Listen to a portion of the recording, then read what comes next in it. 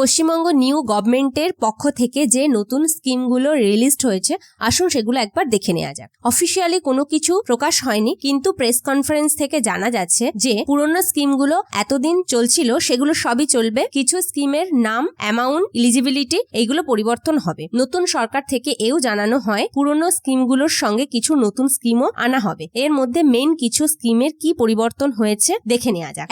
1 নম্বরে রয়েছে অন্নপূর্ণা ভান্ডার, যেখানে মহিলারা প্রতি মাসে 3000 টাকা করে পাবেন। ফ্রি বাস ট্রাভেল, এখানে মহিলারা সরকারি বাসে ফ্রিতে ট্রাভেল করতে পারবেন। আর রয়েছে হাই এডুকেশনের ওপর মেয়েদের জন্য 50,000 টাকা স্কলারশিপ।